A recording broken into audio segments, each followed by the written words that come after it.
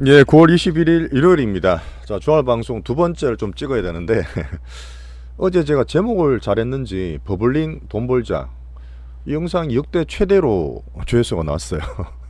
제가 마케팅 같은 거 안 하다 보니까 이 정도면 진짜 많이 나온 겁니다. 평소 주말에 한 5, 600회 나오면 저는 많은데 뭐 다 잘 봐주시니까 어제 봐주신 걸 정말 감사하고, 근데 제가 볼 때 분명히 시장에 대한 관심과 이런 흐름이 좀 있는 것 같아요. 저는 이제 주말 되면 항상 그런 생각 파동 길게 보고 좀 생활을 하는데, 오늘 두 번째 얘기를 좀 드리겠습니다. 어제보다 조금 더 큰 그림일 테지만 우리가 가장 중요하고 빅머니 체이시하는 가운데 크게 키우는 가장 중요한 또 내용이 될 거예요. 오늘도 가볍게 들으시지만 지나면 정말 중요했던 그런 내용으로 준비하겠습니다. 자, 제목은 제가 바이 코리아 2라고 적었어요. 자, 바이 코리아를 아시는 분이 계실라나? 자, 미래셋의 지금 회장님 박현주 회장님이십니다. 이분이 정말 커진 게 실제로는 이제 97년 IMF 겪고 그때도 죽었죠. 바닥치고 1998년 99년에 그 닷컴 버블 때, 이제 닷컴 버블 때 미친 듯이 올라갈 때 그때 바이 코리아를 외쳤던 분이에요. 우리나라 외국인도 외환이 통과가 되고 외국인이 처음으로 우리나라 사면서 개인들이 코스닥에서 그냥 10배씩 지수가 10배 갔기 때문에 종목이 수백 배가 나왔어요. 그때 바이 코리아라 펀드가 엄청나게 돈이 들어왔습니다.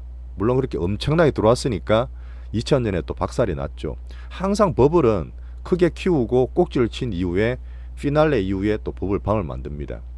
근데 제가 볼 때는 그때 바이 코리아와 비견을 할 정도로 앞으로 그런 흐름을 저는 좀 기대하고 있어요. 물론 그때처럼 막 급하게 약간 좀 나이브하게 들어가진 않겠지만 출렁출렁 그리더라도 이 큰 흐름을 보고 있습니다.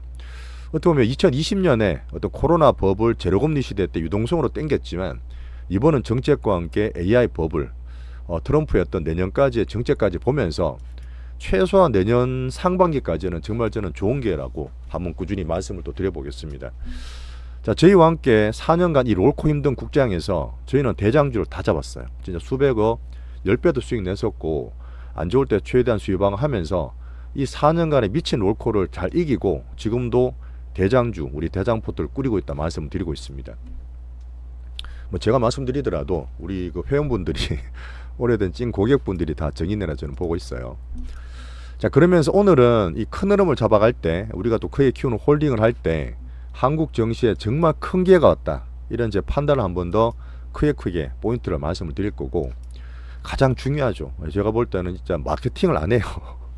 대중들 좋아할 만한 하는 말을 저는 좀 잘 안 하는데 결국은 수급이라는 게 사고 팔아야 됩니다. 우리는 빅머니를 추종하지만 대중들이 겁낼 때 우리 빅머니는 사기 시작하고, 앞으로 저는 예탁금과 관계 우리 국장에도 대중들이 더 크게 들어올 거라 봐요.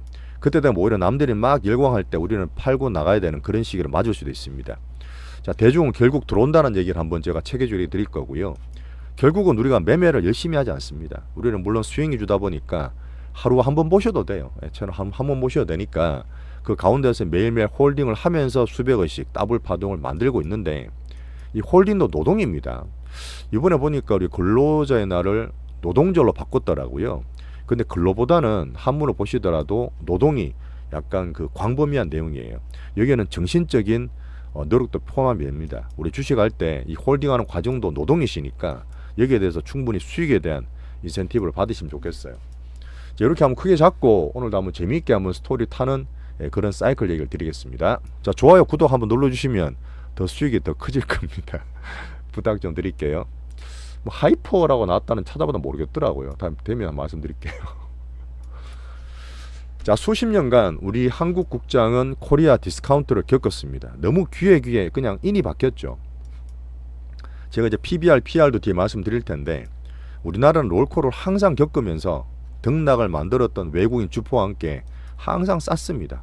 우리나라 선진국 경제 구조로 갖고 우리나라 사람들도 선진국 시민이지만 실제로 금융에서는, 경제를 따지는 금융에서는 아직 우리나라는 이머징입니다. 아시죠? 중국과 대만과 우리나라가 인도 같은데 이머징으로 포함되어 있어요. 근데 그게 내년 6월 달에 이 선진국으로 편입하기 위해서 매년 시도했지만 항상 탈락했거든요. 그 거래 시장 늘리고 외환에 대한 자유를 주고 이런 것들은 체계적으로 좀 하고 있기 때문에 우리나라 정부에서 상법 개정과 함께 내년 6월 달에 MSCI 선진국 지수에 편입되려는 관찰국에들은 기대가 충분히 클 거라 봅니다. 어떻게 보면 저는 이벤트적으로 그래서 내년 상반기를 상당히 좋게 보는 4,500의 근거도 말씀드리고 있어요.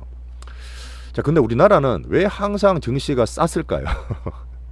제가 여러 번 얘기 드리고 다들 알고 계시는 이제는 북한 문제 아닙니다. 이제 북한 건너서 우리나라 안 사고 이런 분 없어요.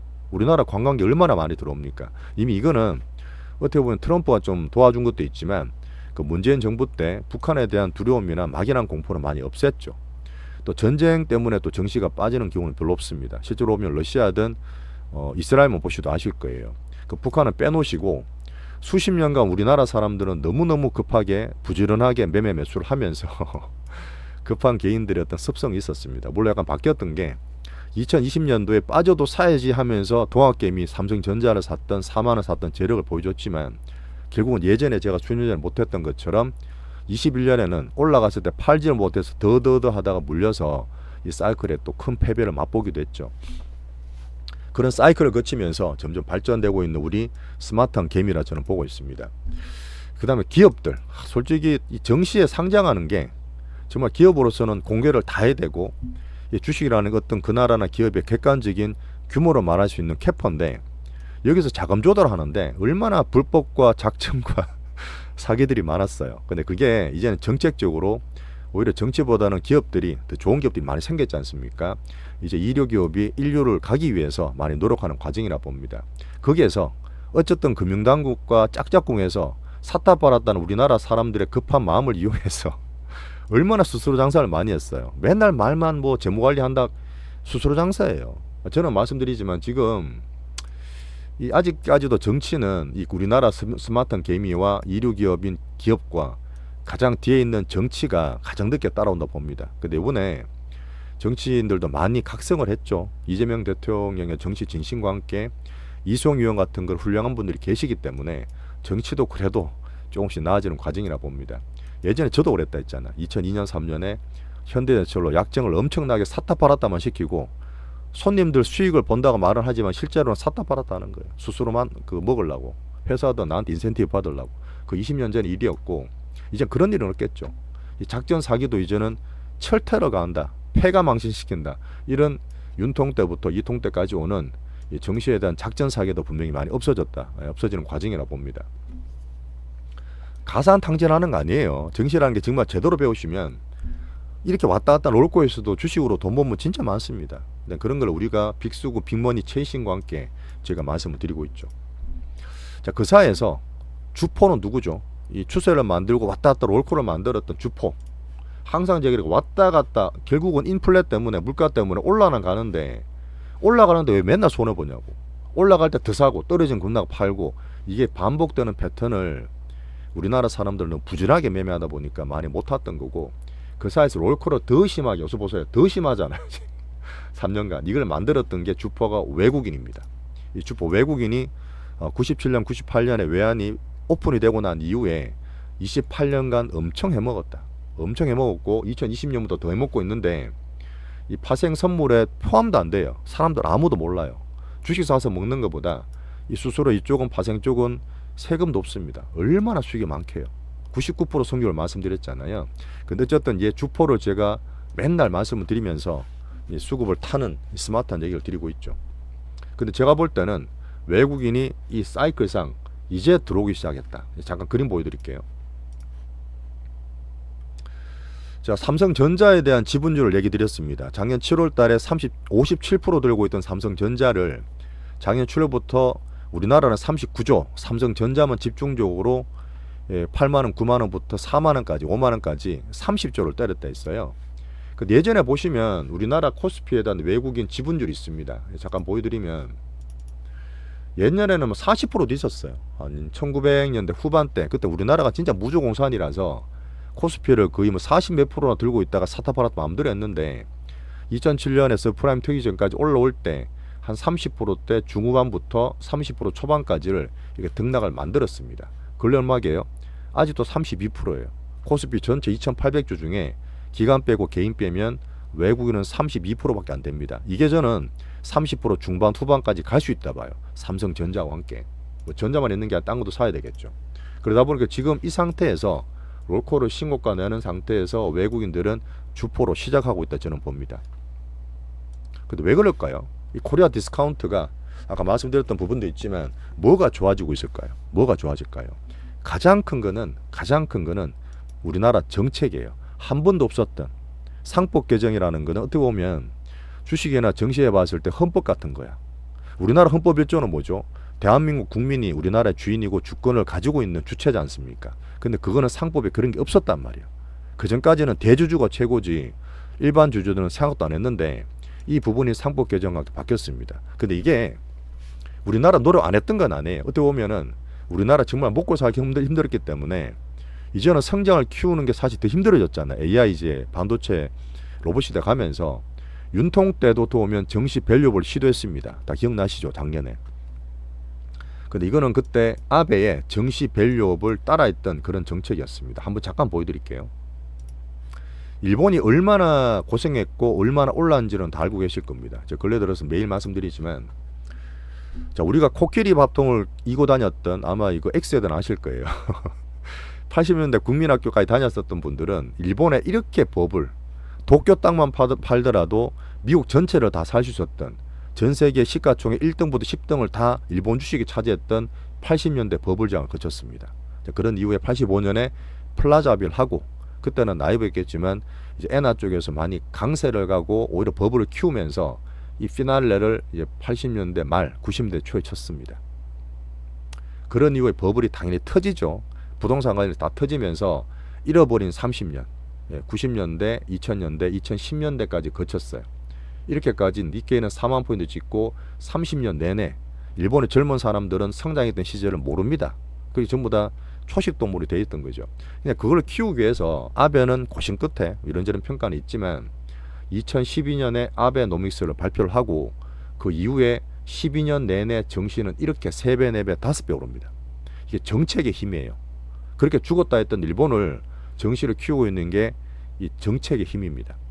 물론 거기에 대해서 여러 가지 평가도 있을 수 있고 여전히 미국 소비는 일본의 소비는 안 좋다는 분도 계시겠지만 미국의 CPI가 2%대예요. 앞으로 제가 이제 일본의 이제 금리 인상도 조금 본다 말씀드렸는데 일본이 말했던 이 정책의 힘, 정시를 부양해서 어떻게든 경제를 살리고 내수를 살리랬던 화살 3개로 규정했던 아베노믹스 이 정책의 힘을 잊으시면 안 돼요.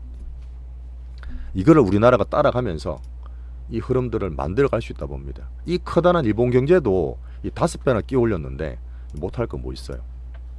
자, 근데 저는 일본을 안 좋은 거 좋은 거 다 보지만 이런 아베노믹스에 대한 정시 밸류업과 함께 해외 투자에서 엄청나게 많이 벌어놓고 매년 들어온 요소 수익들이 있잖아요.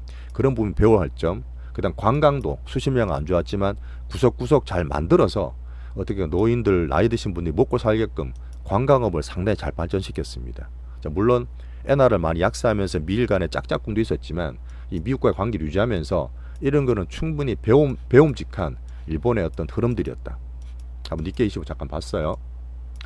자, 그래서 우리나라가 한 번도 시도된 적 없었던 윤석열 정부를 하다 말았던 이제는 이제 그 상법에 대한 주인이 이사 충실 의무가 너네 대표나 대주주 우리나라는 소유와 경영이 분리가 안 돼 있잖아요. 앞으로 서서히 분리될 거라 보는데 이사 충실 나라에 있는 이사들이 돈 많은 분들이 대중은 보는 게 아니라 일반 주주도 신경을 쓰라는 거야. 이게 가장 큰 거예요. 이게 가장 커서 우리나라 2400에서 2800, 3000까지 갔던 가장 큰 정책의 힘이었습니다. 정책의 힘.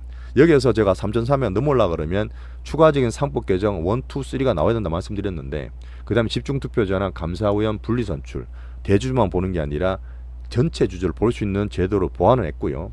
앞으로 나올 거는 자사주 소각입니다. 미국이 자사주 소각으로 얼마나 미국은 약간 다르지만 의무적으로 소각을 하게 만들게끔 하면서 이제 관련된 수혜주라든지 이런 것들 보고 있죠. 이게 가장 큰 상법 개정 1, 2, 3가 우리나라 코리아 디스카운트를 깨고 있는 가장 큰 정책 힘입니다. 그렇게 해서 2000 초반 중반에서 3000, 3300 신고가 나는 정책의 레벨의 가장 큰 흐름을 보는 거죠.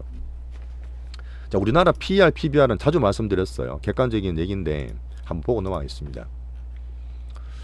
자, PBR은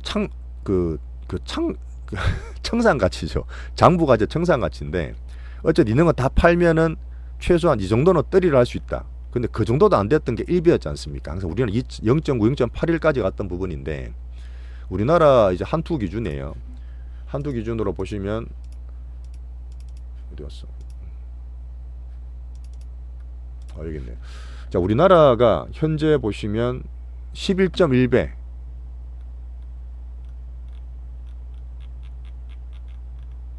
우리나라가 지금 PER 기준, 성장 수익 보는 기준은 11.1배, 11배죠. PBR, 청산가치, 장부가치 봤을 때는 여전히 1.2배가 안 됩니다. 지금 3,500 다 왔는데도. 전 세계 기준이 PER 20배, PBR은 3배. 물론 미국이 높기 때문에 얘들은 자사주 엄청 사기 때문에 미국을 23배, 유럽 14배. 얘들은 나라별로 물론 달라요. 하지만 10배 중반이고 PBR도 2배입니다. 중국이 정말 싸다, 홍콩이 정말 싸다 말은 하지만 중국이 13배, 홍콩이 11배. 그 다음 PBR 기준 1.5배죠. PBR 봤을 때는 우리나라가 전 세계에서 OECD 중에서 제일 싸요. 여전히 저렴합니다. 그래서 외국인 수급과 함께 룸이 많이 남았다. 달러도 말씀드렸잖아요. 이런 기준을 한번 잡아가시면서 반도체 대국을 보고 경기 좋고 GDP 잘 나오는 대만은 지금 19배, PBR 2.5배까지 나옵니다. 이머징 내에서요. 이머징 내에서 중국과 대만과 인도, 우리나라 제일 크거든요. 거기에 비해서도 제일 싸요. 내가 봤을 때는 야, 왜 싸냐 이렇게 할 게 아니라 앞으로 바뀌는 가운데서 정말 좋은 게 아닐까요? 정말 저는 좋은 게라 봅니다. 판이 바뀐다. 자, 방금 봤던 이 PER, PBR 우리나라 여전히 너무 싸고 내년에 2026년 4,500 말씀드리는 이유가 이게 PBR 1.5배 기준이야. 예전에 2007년도 그랬고 뭐 2020년도 그랬지만 예전에 같은 지수예요. 정책이 바뀌면 더 갈 수도 있겠죠. 그 기준에서 제가 4,500을 내년 6월달 MSCI DM 관찰국 시정과 함께 내년 상반기를 말씀드리고 있습니다. 자, 글로벌적으로 정책이 뭐죠? 가장 큰 거는 나라에서 돈을 푸는 재정정책. 방금 말했던 정시부양도 있지만 금융정책이 이제 중앙은행에서 하는 금리를 내리는 정책, 올렸다 내리는 정책인데 이 돈을 풀고 하는 이쪽 부분이 이런 걱정도 있죠. 우리나라가 지금 어떻게 돈을 써야 되냐? 이재명 정부께서 야 돈을 쓰려는데 돈이 별로 없다. 근데 약간 그거는 일부러 국민들의 정서를 보는 앓는 소리예요. 이것도 잠깐 보여드릴게요. 이거는 물론 뭐 공공기관, 중공공기관에 포함할 수도 있고 있지만 어쨌든 명목적으로 봤을 때 전 세계 GDP 대비 성장이나 GDP 대비 부채 비율은 우리나라가 여전히 제일 낮습니다. 이것도 제일 낮아요. 그 말은 여전히 돈을 써도 됩니다. 어떻게 보면은 그전에 있었던 여당이라든지 그 우파 정부께서 나름대로 돈을 좀 많이 관리했고 뭐 그걸 또 찬반 논란이 있겠지만 풀었다 줄였다는 그런 정책에 대한 흐름은 있겠죠. 지금 51%예요. GDP도 51%고 GDP가 더 커지게 되면 돈을 더 쓸 수도 있습니다. 내 자산이 많으니까 고기 관련해서 담보대출은 더 낼 수 있다는 얘기죠. 가장 많은 데가 일본, 물론 특이합니다. 230%고 미국이 지금 100% 넘었다 난리 났잖아요. 지금 120%까지 가고 있고 유럽이 보통 130, 120% 정도 돼요. 프랑스 이제 120 간다고 난리 난 거고 남은 독일이 정말 돈 안 풀거든. 제일 짠돌이. 2차 대전 때 큰일 날 뻔했던 독일이기 때문에 코로나 살짝 풀다가 이제 유럽에서도 독일이 적극적으로 돈을 풀고 금리를 내리고 있습니다. 물론 20이 따라가는 거지만 독일도 65%, 우리나라보다 높아요. 인도 80%. 이런 거 봤을 때 우리나라 재정은 좀 써도 됩니다. 뭐 어디 쓰느냐가 문제겠지. 이걸 분배로 쓰느냐 성장에 쓰느냐 문제 있겠지만 재정부채 비율 봤을 때 우리나라는 여전히 글로벌적으로 제일 싸다. 자, 기재부 얼마 전에 이제 분리된다 들었죠. 기재부가 항상 타이트 거는 거야. 맨날 딴지를 거는데 이렇게 보면 행정부에서 일단 1년간 제일 전 파워 높다 보는데 돈을 쓸 수 있는 그 파워를 좀 가져갔다. 기재부가 맨날 딴지 걸던 기재부가 분리되다 보니까 힘이 좀 빠지는 것도 돈을 쓸 수 있는 흐름이 나옵니다. 거기에서 이제 말씀드렸던 윅비 세계 국채 그 기본 지수예요. MSCI는 정시에 대한 기본 지수라 보면 되는데 우리나라 국채는 이제 선진 지수로 편입이 됐습니다. 작년에 되고 실제로 이제 국채 발행을 좀 더 많이 하게 될 텐데 그 부분이 70조에서 100조까지 여력이 더 생겨요. 지금 어떻게 보면은 지금 그 돈을 푼다고 30조다 50조다 말이 많은데 추가로 올라가는 것도 있지만 윅비를 기준으로도 우리는 여력이 생길 수 있다 이렇게 볼 수 있습니다. 그래서 저는 충분하게 지금 약간 유동성 있게 유도리 있게 하시겠지만 성장 분배를 보면서 재정은 더 풀어도 된다 이런 흐름이 나올 거라 보죠. 자, 그 다음에 금리를 인하한다. 파월도 균형을 잡는 이 부분도 보겠지만 미국의 재정부채가 워낙 높기 때문에 쉽게 금리를 못 내린다 했는데 자, 트럼프가 버블링 만드는 가운데서 영향을 좀 미치면서, 물론 저는 균형적인 파워를 믿습니다. 정말 힘들었던 걸 잘 거치고 있기 때문에 내년까지 잘해 주실 거라 믿는데, 이것도 그렇잖아요. 내년 5월까지예요. 파월 다음에 어떤 또 약간 관심배가 누가 들어올지 모르겠지만, 이 버블링 만드는 가운데에서 파월이 내년 5월달까지 임기다. 그래서 내년 상반기에 되게 중요하겠죠. 금리 인하를 하고 나머지 유럽은 각자 도생, 그다음 중국은 더 적극적으로 풀죠. 이 미중 관계가 되게 중요한데, 어쨌든 중국은 경제가 안 좋습니다. 그러다 보니까 버블을 경계하겠지만 이 주식을 계속 키우는 거야. 정시를 키울 수밖에 없어요. 이 정시 부양이라는 게 아까 수십 년 일본도 보셨겠지만 일단 캐파를 키워놔야 돼. 고가를 키워놔야지만 거기서 뭐가 나와도 나옵니다. 그런 면에서 우리나라는 정말 우리는 좋은 기회를 맞고 있다.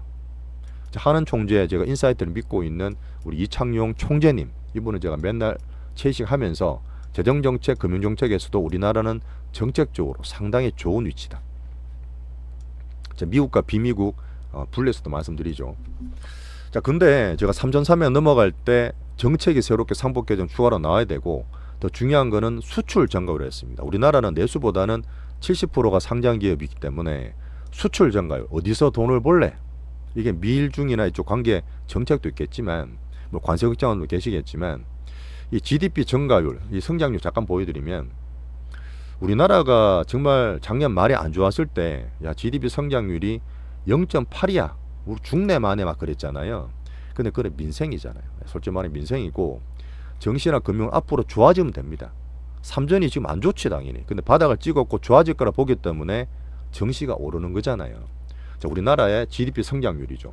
23년만 하더라도 3% 갔었어요. 그때 정시도 좋았는데 작년 하반기도 반도체 박살나가면서 쭉 떨어져서 올해 초 작년 말에 0.8까지 떨어졌다고. 그런 부분이 지금 0.6, 0.8 이창용 총재님이 이제 서서히 올라와서 내년은 1%대 초중반까지 말하고 있습니다. 이 올라가는 흐름을 내년 상반기와 함께 GDP 성장률, 여기서 주식을 하시라는 거죠. 자, 얘기 드리는 OECD, 우리나라 OECD 제조 국가다 보니까 이 OECD 선행지수도 이렇게 빨갛게 올라가고 있습니다. AI 성장까지 가는 거죠. 쏠려서 가겠지만 우리나라 작년 하반기에 박살이 났고 올라가는 부분이 특히 반도체든 수출 증가율이 나오고 있다는 얘기죠. 이런 부분에서 상반기까지 아주 좋은 사이클이 나오고 있다. 근데 그 중에 제가 수출 얘기 드리지만 뭐가 좋죠? 어쨌든 반도체가 좋아요. 예, 반도체. 하이닉스였다가 이제 삼전까지 가세에서 올라가고 있기 때문에 반도체는 지수와 함께 패시브로 보시고, 그 다음에 바이오, 그 다음에 한류는 따로따로 보는 거지만 수출이 커지고 있는 한류에 대한 흐름. 아마존 보시면 지금 작년 대비해서 70% 더블씩 나와요. 우리나라 거. 그래서 저는 이제 화장품 1등, 2등과 엔터까지 말씀드리고 있죠. 이렇게 실적으로 성장이나 정책에 대한 흐름도 봐야 되겠지만 이 성장 수출 증가율에서 뭐가 좋은지를 보기 위해서 거기에 대장점 리포트 갖고 있는 겁니다.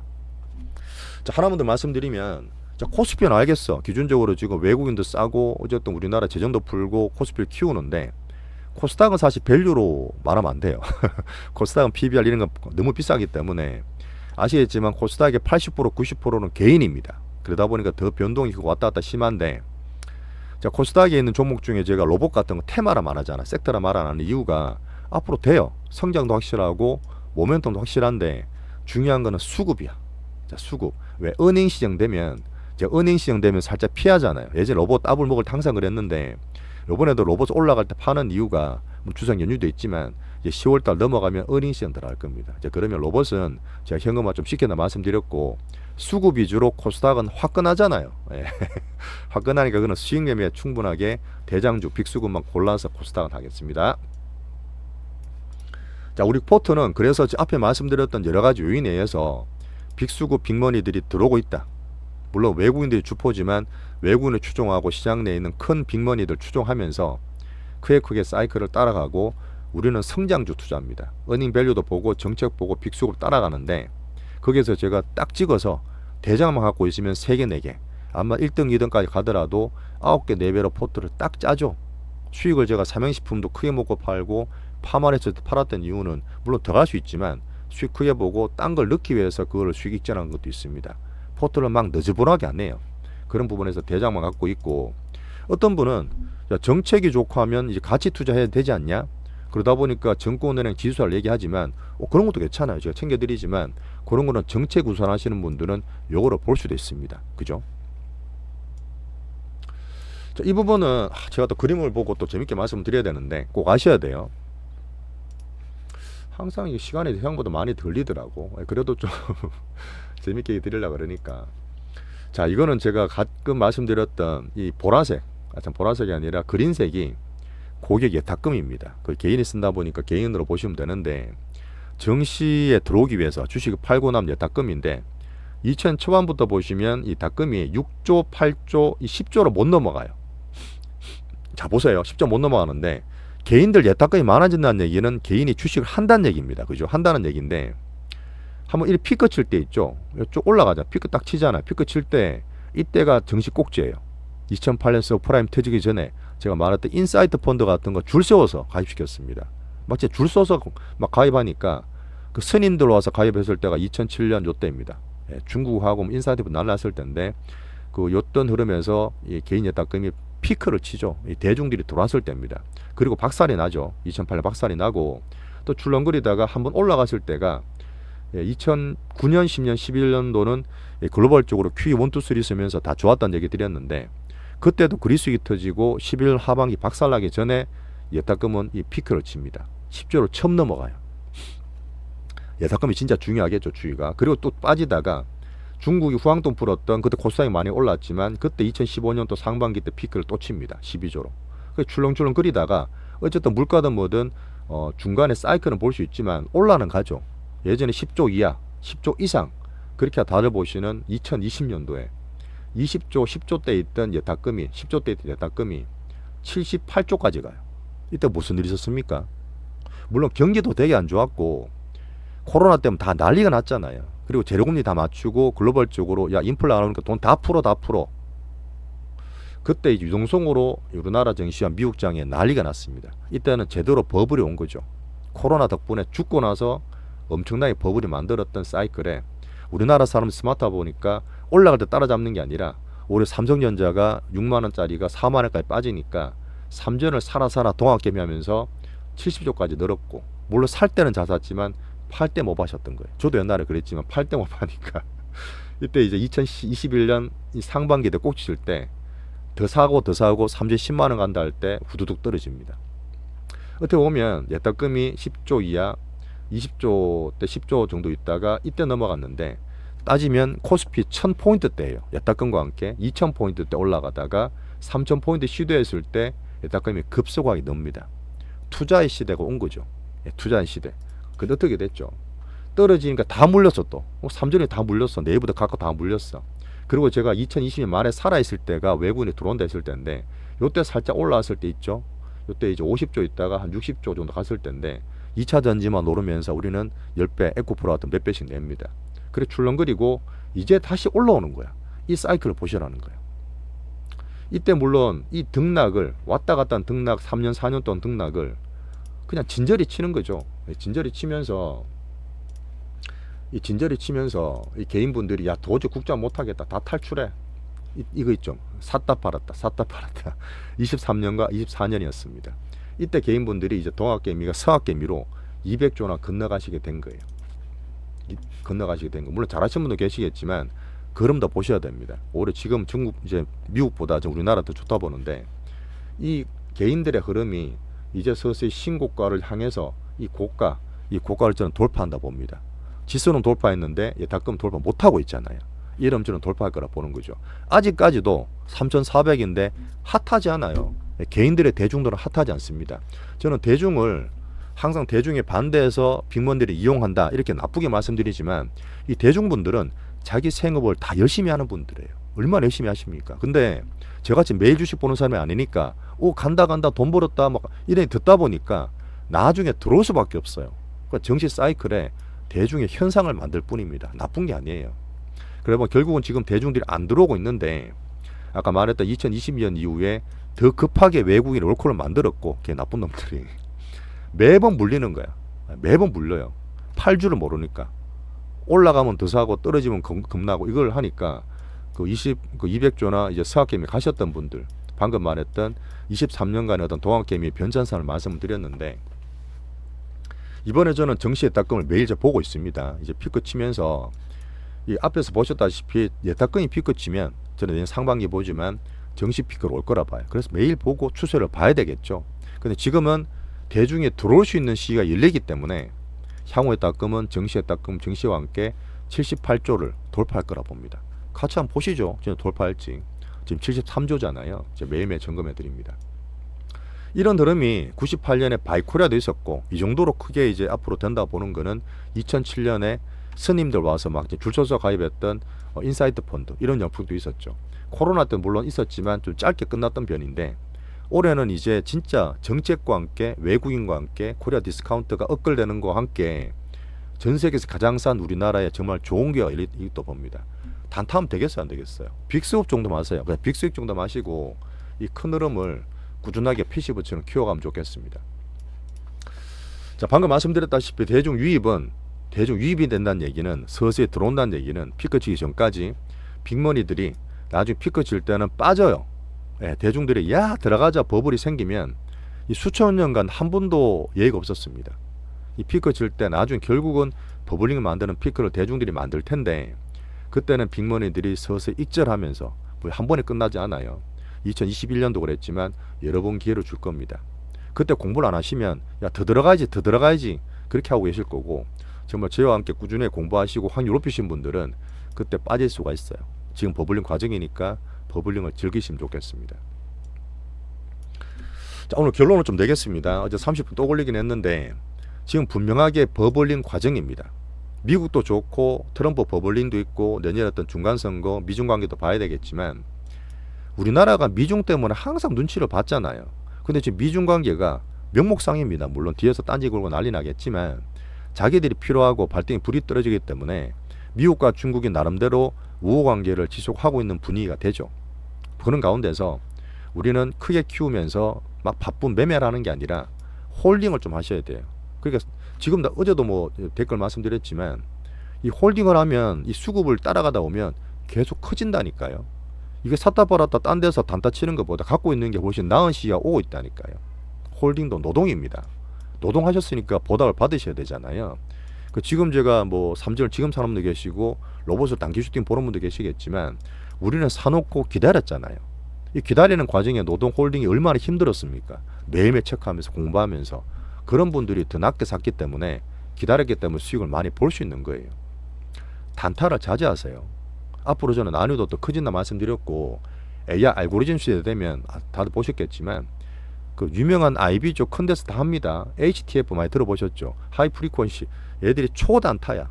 스캘핑보다 더 초단타야.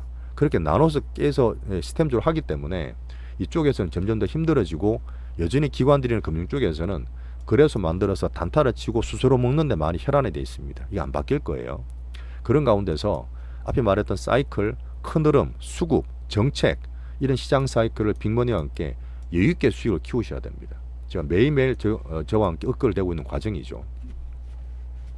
자, 수백억 더블 파동 우리 기술적으로 보는 제가 어떻게 보면 약간 노하우 같은 건데 파는 것까지 말씀드리잖아요.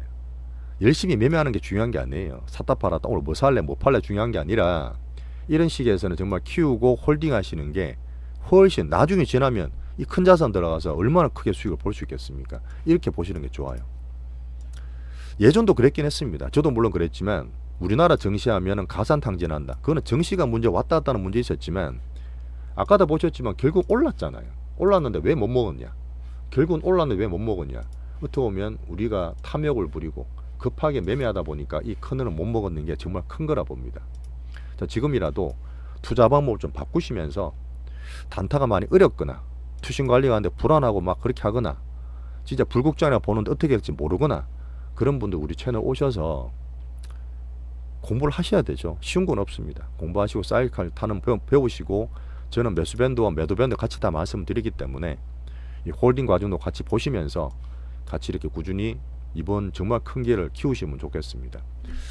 자, 오늘도 제가 어떻게 보면 준비했던 내용이고 말씀을 또 드리다 보니까 30분이 후딱 가긴 했는데 어떤 분이 이제 사투리 얘기하시더라고요. 사투리는 제가 못 고쳐요. 이게 제가 얘기 드렸나 모르겠는데 처음에 이제 청남 발령 받았을 때 2008년 9년 때 이때도 제 말을 하면 서울 고객분들이 가만히 듣고 있는데 못 알아듣는 거야. 나중에 그 얘기 하시더라고요.